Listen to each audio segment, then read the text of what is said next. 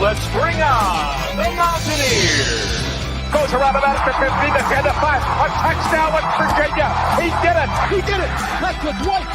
Beaverson. He's gone. Touchdown. Tavon Austin. As the hills of West Virginia resound with the sounds of Golden Blue football. They want to have a 7-on-7 drill. We want to make it a fist fight. Nothing cheap, nothing dirty, but West Virginia football. From the heart. Streaming. It's Mountaineer pride. Leave no doubt tonight. No doubt. They shouldn't have played the old Golden Blue. West Virginia is a special place. People of the state that have great pride in this WV logo. Ain't no stopping the Golden Blue. It is a great night to be a Mountaineer wherever you may be.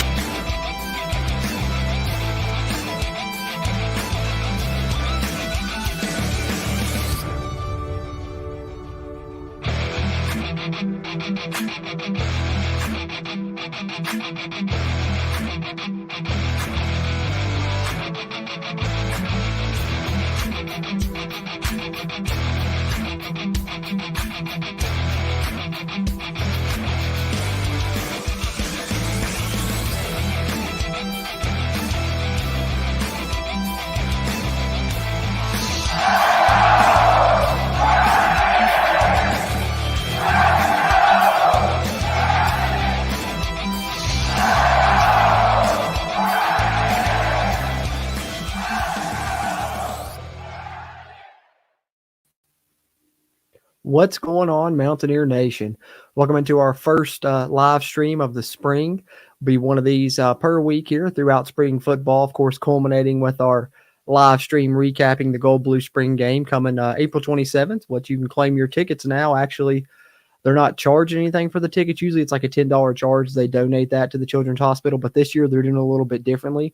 No charge for the actual ticket, but then you can just choose to donate whatever you want to the Children's Hospital. So a little bit different, pretty cool, and hopefully there's going to be some fun festivities there for sure. I know they're going to be potentially unveiling the new uniform set that we're going to be wearing this season, and hopefully maybe even get a peek at those rumored black uniforms. Who knows what's going to happen there, but a lot of fun things usually at the spring game in the Neil Brown era. So coming up April 27th, be sure to get ready for that, and we're going to talk about some WVU football storylines leading into that here throughout the stream. That'll be here kind of in the second part of the stream. I want to touch on some WVU basketball topics that we need to cover since Darren DeVries was hired, and we've got some transfer portal updates in regards to who West Virginia is bringing in regards to a player on the move out as well.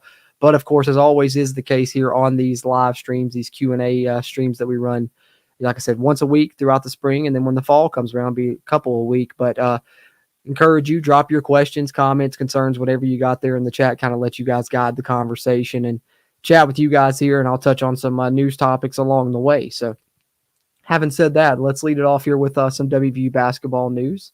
Find the first one I wanted to pull up here, and that was something I didn't get a chance to talk about in our live stream when we talked about Darren DeVries being hired. We knew kind of years and stuff like that, but we didn't get to talk about the finer details of the contract number-wise. Those have since came out, so I want to lead this off kind of the contract details for West Virginia's new basketball coach. If you haven't seen this yet, this, of course, coming from Mike Asti over on WVSportsNow.com. And this, broke a couple days after his, hiring was official. I think it was just ahead of the press conference on Thursday, which was great.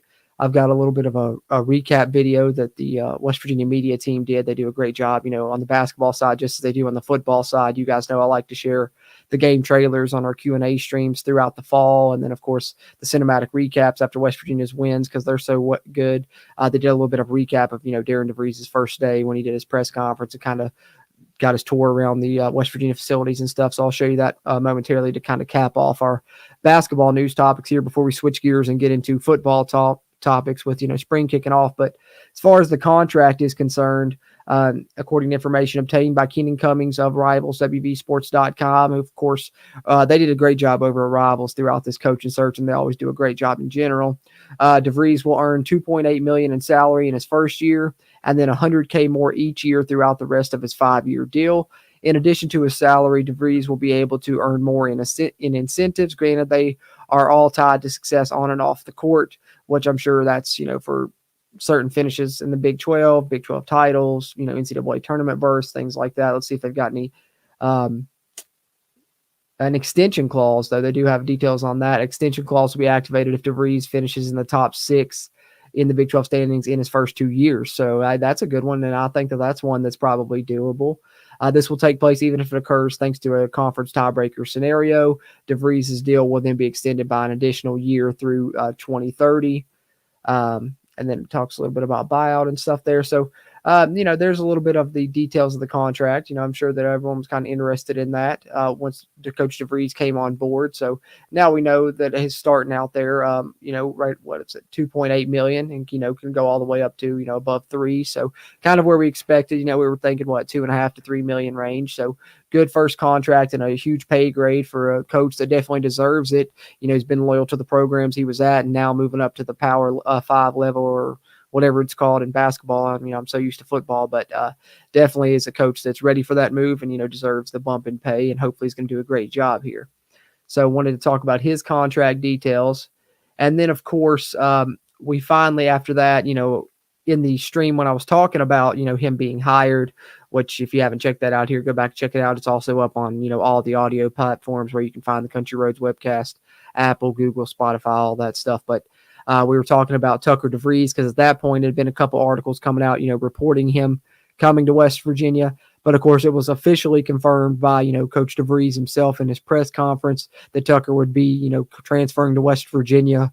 Then the next day or later that day, he put it out, on social media confirming that he was transferring to WVU. But, there was kind of a day in between because he entered the transfer portal. And then, of course, the press conference was the next day. So we got to see what his rankings were in the transfer portal while he was in there.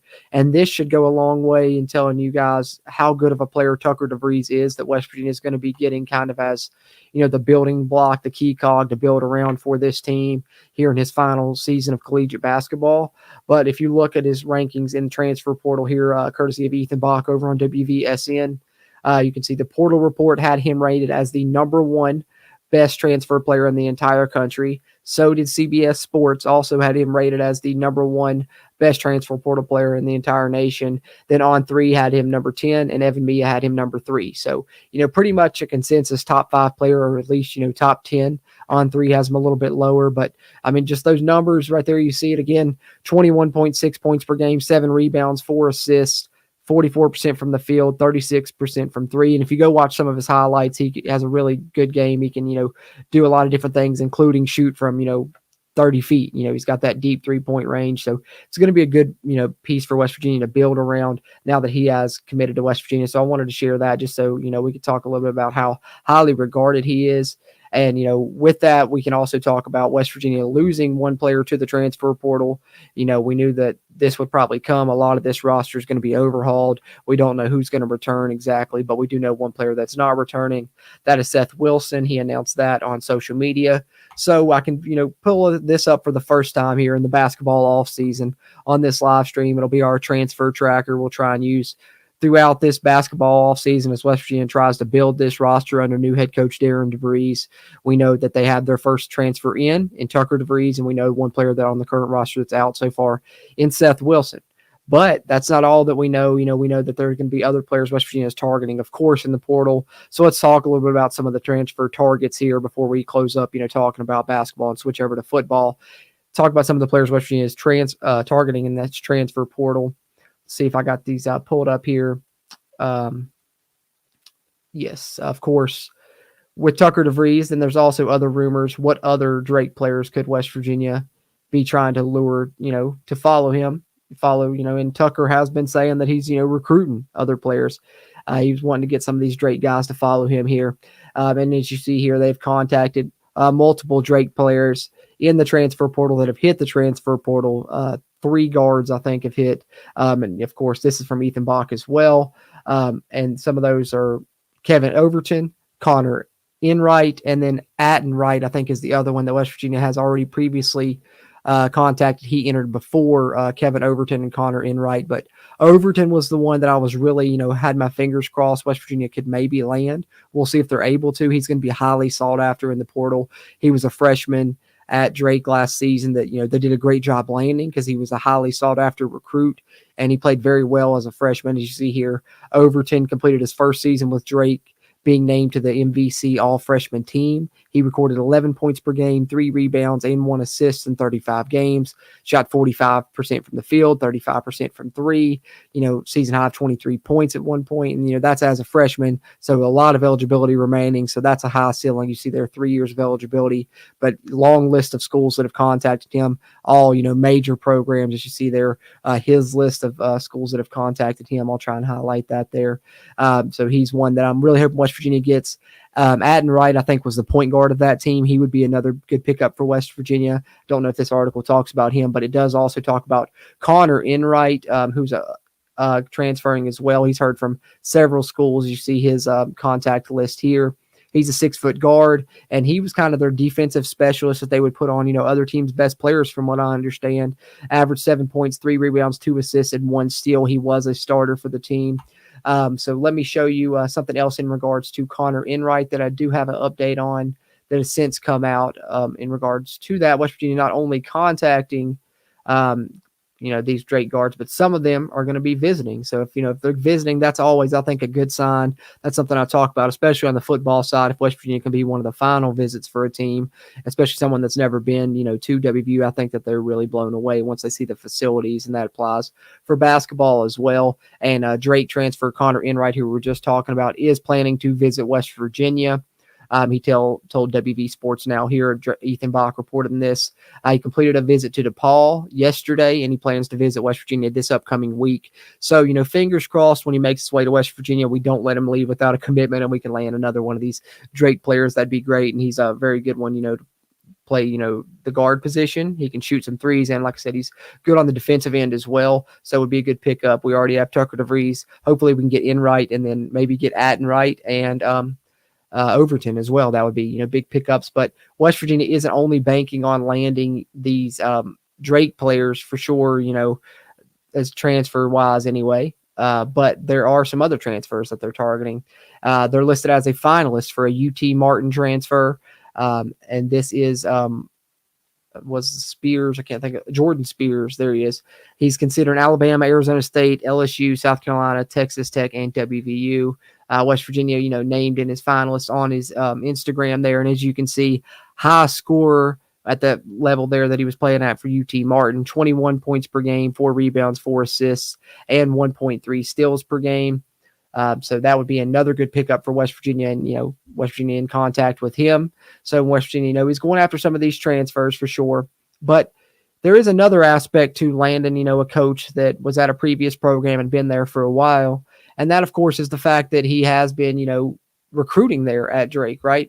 And in regards to that, some of those players that, once that coaching change happens, much like players being able to hit the portal after their coach leaves, sometimes they'll let the players that have signed national letter of intents be released from those. We've seen that happen in the past, and we've seen that happen now for Drake. One of their signees, KJ Tenner, who was their, signee there, coming in from high school, he's granted, a release from his national letter of intent. So could this potentially be another target for West Virginia to bring in a young guy? I think they have Carmelo Atkins still committed as far as I know. He's still signed on with the program. But this could be someone West Virginia goes after as well. 6-foot prospect out of Cordova High School in Memphis, Tennessee. And he was Mr. Basketball in the state of Tennessee. You're talking about the best player in the state of Tennessee to win that award. So, it could be someone for West Virginia to try and go after as well. Averaged 23 points there senior season, so could be a good guard with a high ceiling that could join Carmelo Atkins, as I said there. And it's, of course, listed in this article from Ethan Bach over on WV Sports Now. So wanted to talk a little bit about that, and that's kind of all I've got basketball-wise. Like I said, I want to play that recap video from Darren DeVries' first day, but kind of want to encourage you guys, drop your questions, comments, concerns in the chat. We're going to switch over to football topics here. I'm going to play this video. I'm going to refill my water while it plays. Then when I come back, we'll switch over to some football topics. I see Charles Hatcher in here. Appreciate you, man. He's asking, any word on coaches staying? No, far as I know, I haven't heard anything about anyone being asked to stay quite yet. I don't want to speculate 100%, but I'd be surprised if any more than one or two stayed, and I'd really be surprised if even that happens. I know a lot of people were hoping for Jay Kuntz. I know he put out the statement thinking West Virginia, but you never know what could happen. I don't know if Darren DeVries has his own, GM recruiting guy, but that would be one that maybe, you could have potential of hopefully coming back. I think everyone else is probably, not going to make a return staff-wise. Now, players, that's a different thing. I think that some of those guys could potentially return. Coach DeVries is going to have to see, who fits the system, who he wants to keep, who he wants to kind of usher out and maybe, lead them, say it's best, you find somewhere else to play, and that happens as well. But I think that some of the players on the roster could potentially return, but I don't see a lot of the coaches from the former staff staying on. But appreciate the question, Charles. Encourage anyone else that's in here live, drop your question, comments, concerns in the chat there. Let you guys guide the conversation in addition to what topics I got. And of course, if you're in here live or if you're watching the playback, hit the thumbs up button. Helps a ton with the YouTube algorithm. And if you're a WVU sports fan, be sure to subscribe here.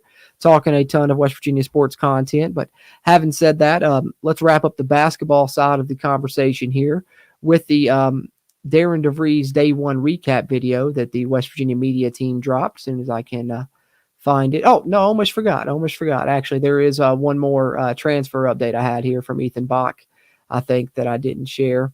And that's another transfer from, a lower level. The West Virginia is going after UIC transfer wing, Toby O'Connie.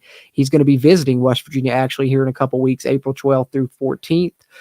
Per Tips and Edits was the first to break it. 11 points per game, 7 rebounds, nearly 2 steals.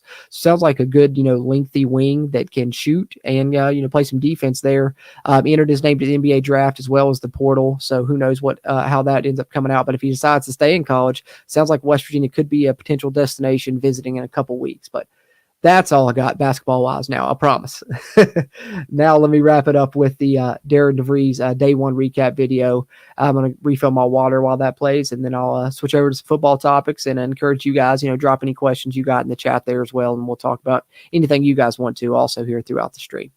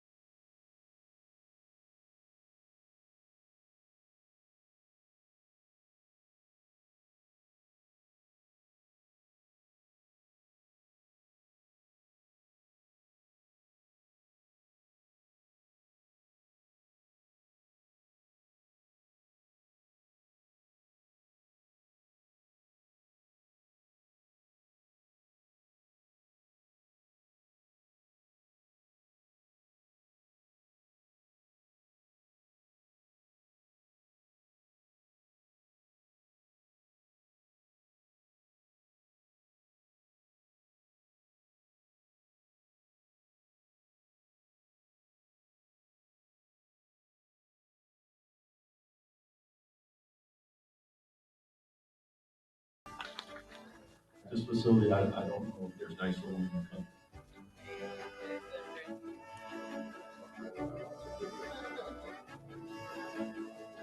Teddy, Coach. Hey, nice to meet you. Yeah. How you doing, man? Great. Gorgeous. Coach, what's up, man? Welcome. Hey, how we doing? Full day? Yeah. We got it. Yeah. Good to see you. Welcome.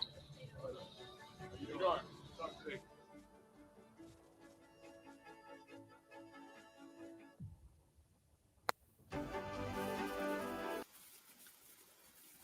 Pretty fitting there that the closing shot, of course, is of Darren DeVries and his family on the West Virginia football field as we now switch gears and talk some West Virginia football. And the first thing I want to get into is I want to talk a little bit about some of the newcomers. If you haven't had a chance to check it out today yet, I put out a roster update video on the channel where I talked about some of this, but I wanted to specifically pull up the roster here that I have, for the spring. Of course, this is only the players that are on campus for the spring, and only the scholarship players. Won't see any preferred walk-ons, non-scholarship players on here. And of course, won't see any of the, enrollees, the freshmen that'll be here over the summer, be here for fall camp, besides the ones that enrolled early, which we'll highlight those because I want to talk about the newcomers here. That's what I'm pulling this up because I want to kind of highlight some of these guys, talk a little bit about them, kind of some of the thoughts that have been coming out about them here throughout the spring here. So let's get to some of those here as we see. I'll scroll through the roster here and just kind of as I get to them, we'll talk about them.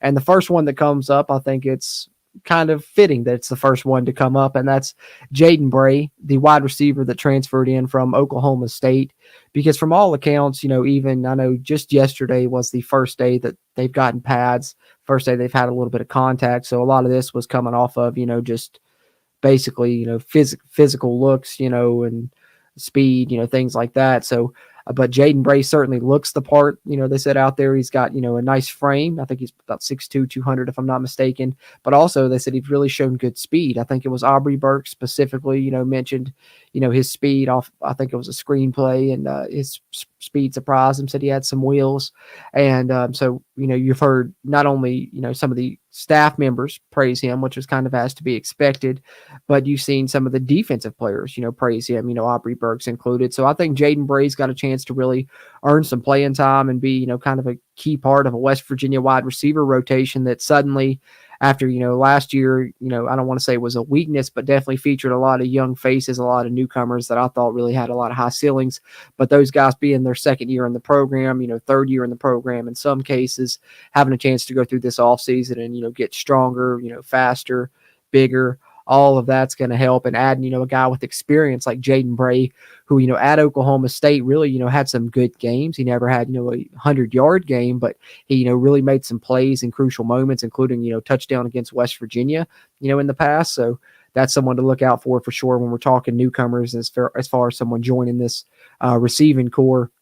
I think that's the only newcomer we really have to talk about. And we're going to get to see a good look at a lot of these receivers this spring, I think, because we're going to see more 4 wide receiver sets, more 10 personnel from the offense due to the fact of Cole Taylor not really participating in spring practice, or at least being limited up to this point, and who knows how much they'll use him. Same goes for CJ Donaldson, Bryce Biggs, and those are the ones that are limited. And then, of course, Thomas Remick and Asani Redwood are the ones that are out. I wrote that down earlier, so I'll try to remember who it was that was out and who it was that was limited.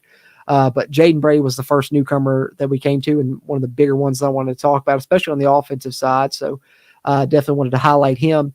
And definitely not a newcomer, but you'll see in the roster update today, if you check it out, TJ Johnson, kind of was a tight end last year, seemed to move more to wide receiver this year, and has kind of stood out with his size and athleticism at times. Then we move into tight ends. Jack Samarco is the newcomer there. He's a true freshman that enrolled early here for the Mountaineers. And I think that he's a guy that has, good potential for the future just because great size coming in, 6'6" as a freshman. And West Virginia is going to continue, I think, to try and recruit these taller pass catching tight ends after they've seen what they can do with a guy like Cole Taylor, not just 1 year, but especially here in the second year, we'll see what he can do. But, last year having one of the most successful seasons a West Virginia tight end has had in 40 years or something like that. So that's big. But with him out, we're going to get a good look at some of these other guys. This spring, Will Dixon's been getting a lot of reps. They kind of know what they have with Traylon Davis, but it's a big spring for Will Dixon. It's a big spring for Victor Wickstrom, and of course the young guys are really going to get some reps as well. And Noah Braham, of course, the legacy player, is one of those. But Jackson Marco is the newcomer here, the true freshman enrolling early. Then moving on here down to the offensive line as we scroll through here. Not really any newcomers to highlight there except for Xavier Bosley.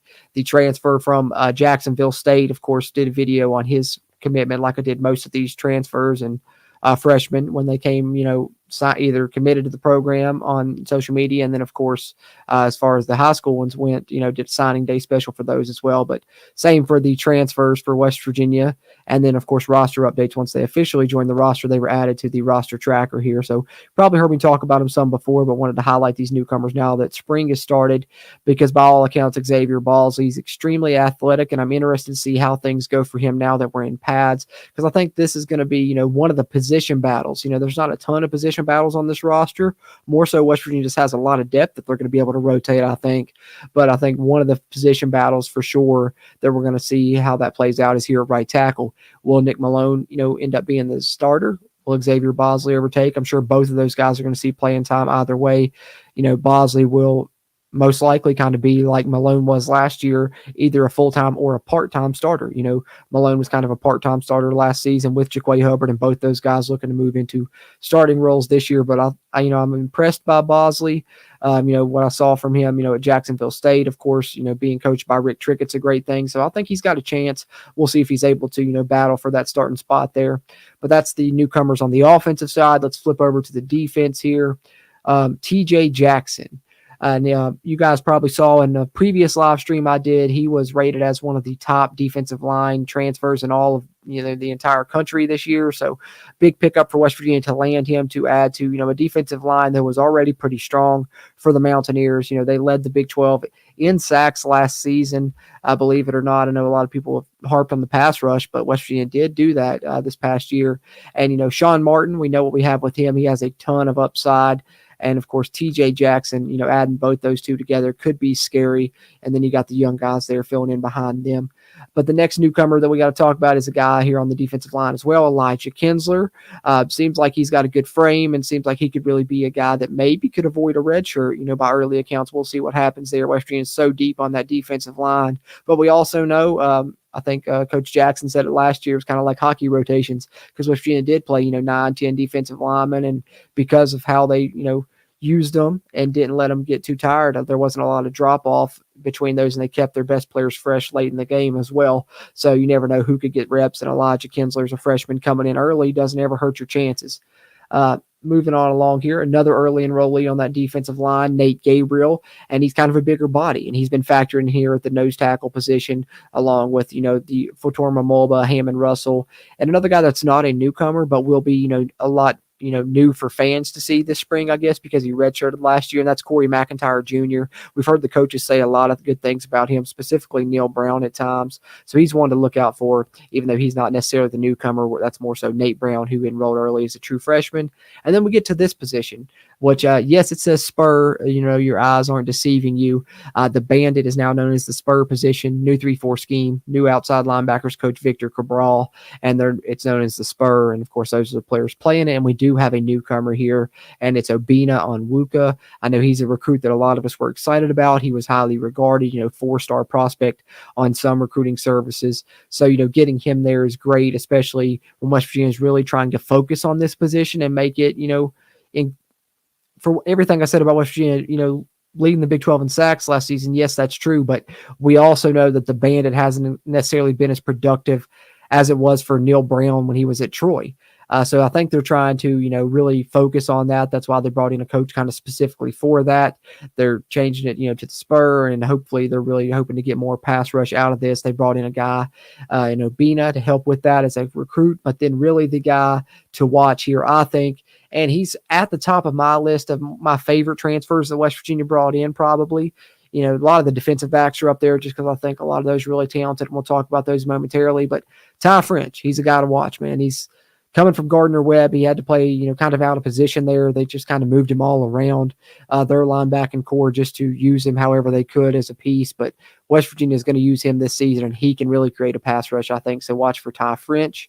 Then we move into the defensive backfield here because we don't really have any newcomers that, oh, well, I forgot about Reed Carrico. I guess I've talked about him so much that he doesn't really seem that much like a newcomer to me, but he's working as the inside linebacker for West Virginia this year, coming over from Ohio State. That's another transfer in you're going to see here in the spring. You're going to see a lot of them, and you'll probably see a lot of them in the fall as well, as he battles at the linebacker spot, with Josiah Trotter, Ben Cutter, and Trey Lathan. But I think between those four guys, you're going to have, a solid starting core and some reserve players. And then, of course, Jaffa Veras, once he comes back, he's out for the spring as well, I believe. And then, of course, Caden Beiser is always a good piece to have there as a reserve.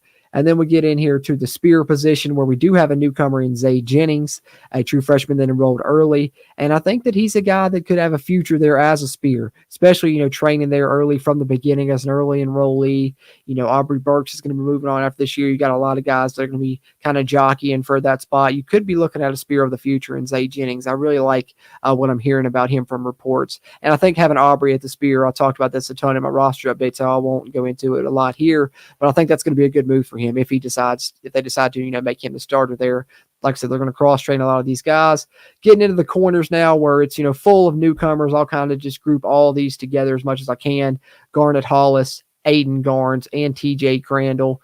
TJ Crandall, huge offer list from Colorado State. Multiple years of eligibility remaining.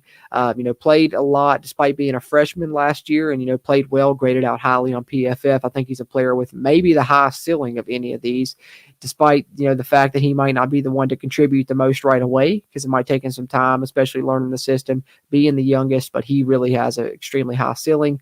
Aiden Garnes, we saw him last year. West Virginia faced Duquesne. No, he was not the corner that guarded Huddy. When Huddy went off, he was on the opposite side. You can watch the film and see he actually, was one of the highly rated players on PFF for, Duquesne. And he's a guy that's going to cross-train both at corner and at safety. So I think he'll be a guy that can help West Virginia in the rotation at both of those spots. Garnet Hollis, really from all reports here throughout the spring, absolutely looks the part. 6'2", 200 plus pounds, got great length for a corner, prototypical size. He's a guy that could be an NFL prospect. If you're looking at someone and saying who could be the Beanie Bishop, that we brought in, I think that's my number one most likely. I think he's got a great chance to be a starter. And don't count out Montre Miller, guys. He's not necessarily a newcomer. You guys that have been here, following the CRW for a long time know that I was on him all off season last year leading into the season. I thought he was going to be a big piece.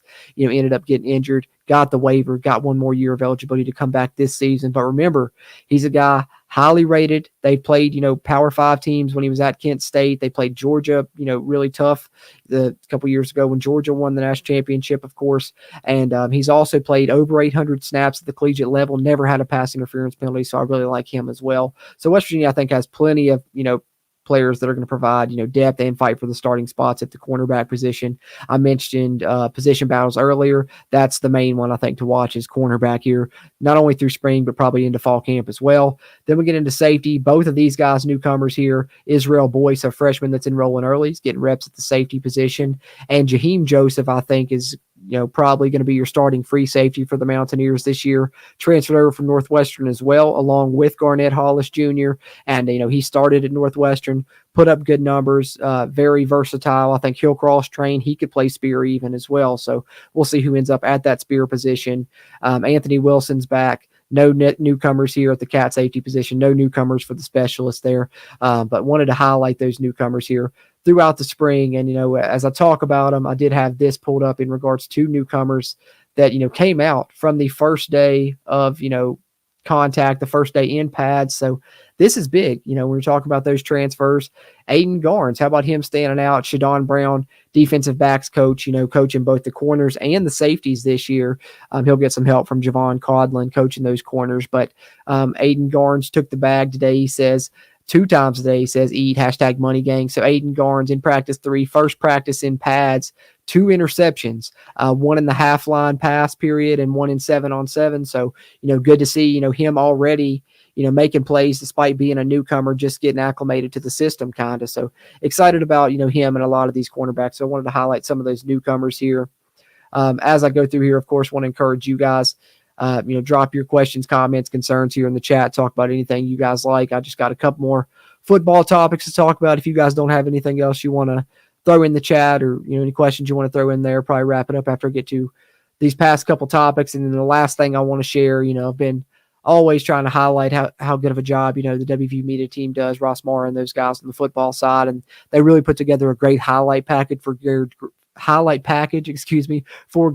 I think it's about 6-7 minutes long. We'll kind of wrap the stream with that. I'll play that and then come back on, give my final regards. But I got a couple more topics to touch on. But in the meantime and in between time, I encourage you guys to share your thoughts, questions, comments, concerns you got there before we get too much closer to wrapping up here with our first live stream of the spring. Like I said, these will be coming weekly here throughout spring practice, touching on news and notes of spring practice, anything else that comes up WVU sports-wise there as well. But, we're talking about the defensive backfield. We're talking about Aubrey Burks there a little bit when we were talking about the newcomers, because Aubrey kind of transitioning, playing a little bit of spear this spring. He's going to still be, playing some cat, he said as well, in his presser. So we'll see where he ends up. But how about this? PFF College seems like they're showing West Virginia a ton of love throughout this offseason. Seems like I've highlighted them on a lot of streams. And yet again, Aubrey Burks, highest graded Big 12 safety since 2022 with his 90.2 PFF defensive grade. So I think he's going to have an extremely solid final year at WVU. And I think especially if he ends up playing that spear spot, I'm really got high hopes for it. So we'll see what happens, but I'm high on Aubrey Burks coming into this year. I think he's going to have a special season. And then lastly, I wanted to talk a little bit about the West Virginia Pro Day. Of course, well, I guess it's not the West Virginia Pro Day anymore. It's the inaugural Big 12 Pro Day that took place.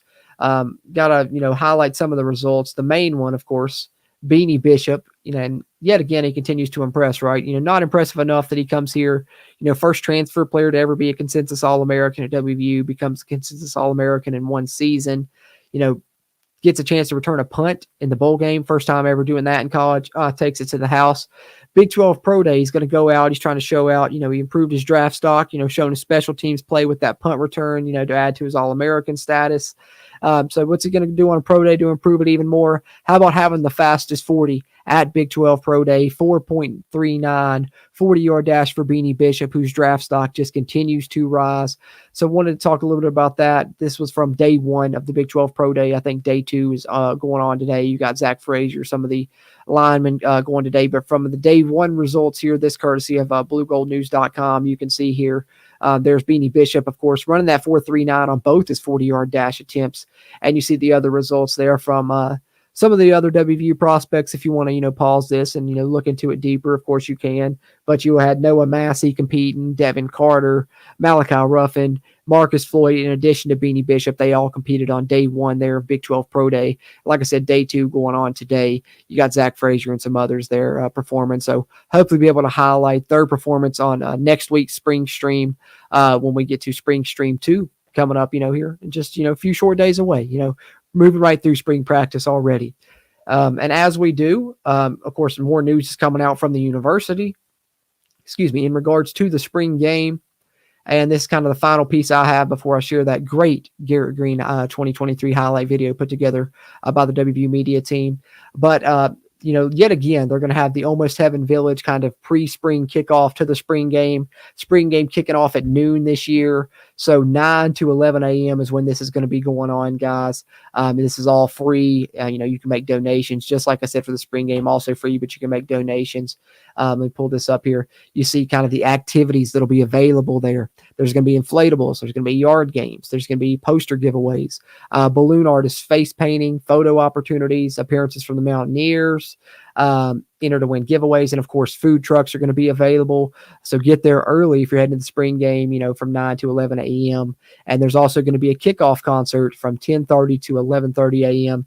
just ahead of the start of the spring game there. That's going to be in between the light blue and teal parking lots, and that's going to be Huey Mack if you'd like to check that out as well. So not only going to be, fun to watch, a lot of these newcomers that we just talked about during the spring game that, are being highlighted here throughout spring practice's first week already. We're going to see them perform in the spring game, but they always do some, fun things there as well. And we're probably going to get the uniform unveiled. I mean, I don't know that for sure. I'm just guessing because, when we got our last uniform set, they unveiled it during the spring game. So that's just me speculating, but it's a possibility. And if you're, there, you get to see them up close and in person. I've claimed a couple tickets, for me and my wife, if she wants to go. Hopefully she does. If not, I'll gift it to somebody else. But, hopefully you've claimed yours as well. If not, go ahead, hop on, do that. Claim your ticket to the spring game and get up there early. Get involved in some of these activities as well. But appreciate everyone that did tune in this live. Like I said, one more final chance here. You're going to have about 6 or 7 minutes here while this Garrett Green highlight package plays. I encourage you, drop your, questions, comments, concerns in the chat there. I'll touch on any final ones you guys got there here before I wrap up shop following this Garrett Green highlight video. So get those in if you got any. If you're in here live, like I said, hit the thumbs up button if you did watch this live, or even if you're watching on playback, it helps there.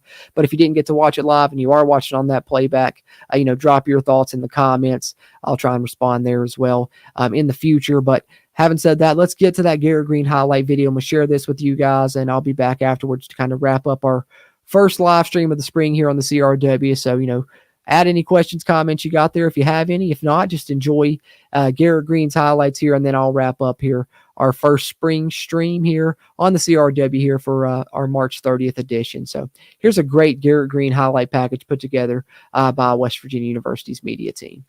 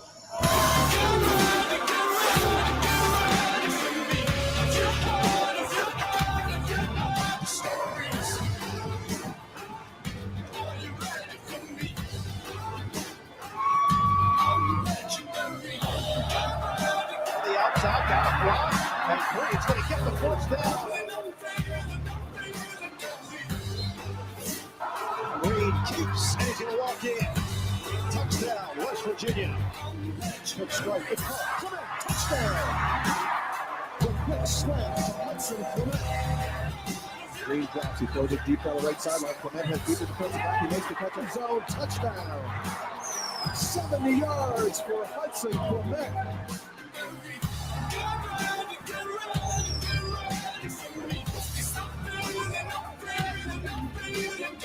In pursuit, Garrett's going to run out of the pocket. He's at the 30 to 25 to the 20, turns on the gas to the 15 to the 10, running for the pylon. He's into the end zone. Touchdown! Hey, don't real bad. We lose. We'll score it out. Give me back. Touchdown, West Virginia. And it's to West Virginia blocks another one.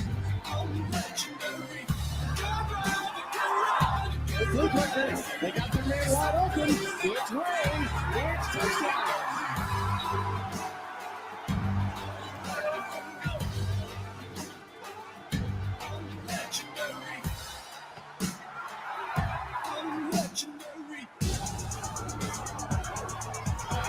Garrett runs to his left. Garrett to the 10. Garrett to the 5. Garrett to the end zone. Touchdown. Fires the ball. And it is caught. Hudson Clement to the 15. To the 10. To the 5. He's to the end zone for touchdown. Green keeps it. And tries to stretch it out right side. That's a tackle for Oliver. And has running room down the sideline. Deep home run ball wide open. It is caught by Devin Carter to the end zone. He runs. Touchdown, West Virginia. There goes Garrett inside the pile, pitching the pile ahead. He's into the end zone. Touchdown, Garrett Green.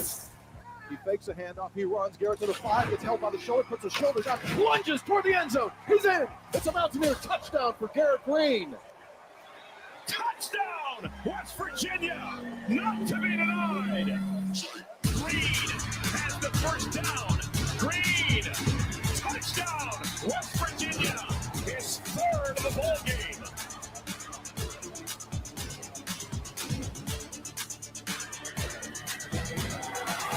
Green holding Thomas Ray with the catch inside the 10. Yes, the press Justin Fox caught, touchdown in the back of the end zone. Ball downfield wide open, Cole Taylor makes the catch, evades the defender to the 5, and he leaps for the end zone. He's in, it's a touchdown. Green going deep. Green's got a guy.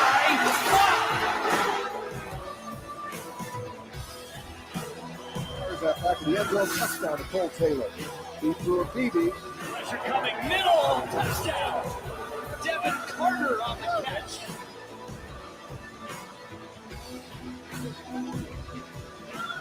To run into the end zone, touchdown. Up the middle he went.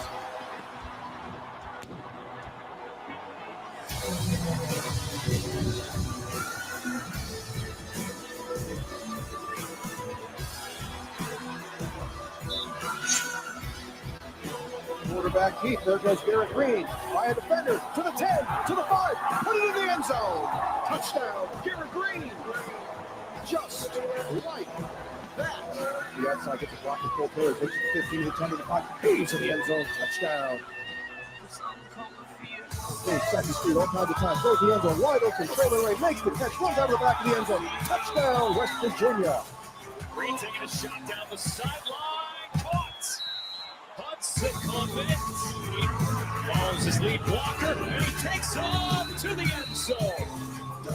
A lot of running room. Still waiting room for Garrett Green.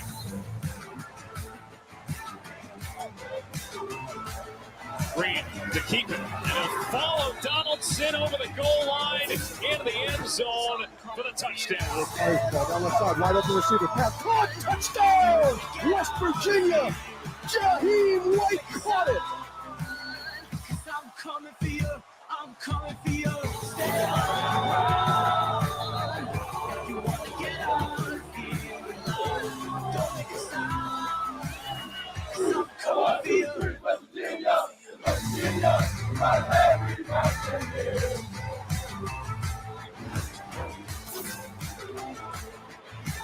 And here's Garrett Green throwing a deep ball downfield. Open is Traylon Ray down the sideline 30 to the 20 to the 15 to the 10 to the 5. End zone touchdown. Traylon Ray on the opening play of the game. A 75-yard strike as Garrett Green located it down the left sideline. Green, he's going to take advantage of it. Clement on the sideline. How about that? Over that deep, and there goes Garrett. Garrett through the hole. Garrett takes it to the sideline, over the 40. He turns on the gas at midfield to the Carolina 35. Down the sideline, he finally gets tackled. Garrett Green with an electrifying run.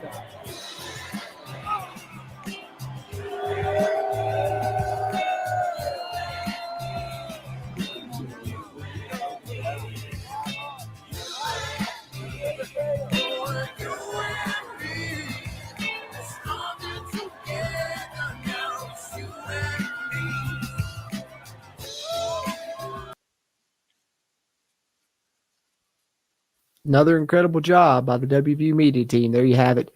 Garrett Green's highlights, and hopefully those are just the tip of the iceberg. Last season, we know he was one of the top 10 rated quarterbacks in the entire country, according to PFF. And, by all accounts, they've reworked some of his fundamentals on his drop back and things like that to help improve his short to intermediate passing game to go along with the great deep ball he had. And, of course, we know about his explosiveness with his feet. So I think it's going to be a really fun season with the pieces West Virginia has on offense with him leading the way. But wanted to share that there. Another great job by the WVU media team here before we wrapped up our first spring stream here, Spring Stream 1 on the Country Roads webcast, and we'll have another one next week as we continue through spring practice. Hopefully have a little bit more news after that one. Like I said, kind of the first week, it's a little bit light there, with no pads and everything. Yesterday was the first day of contact, so hopefully get some more juicy stuff moving forward. But whatever comes out, we'll be able to be back to talk about it next week, if I get that out correctly, on Spring Stream 2. And, of course, any WVU basketball transfer portal news that comes out as well, report on that here on the CRW. So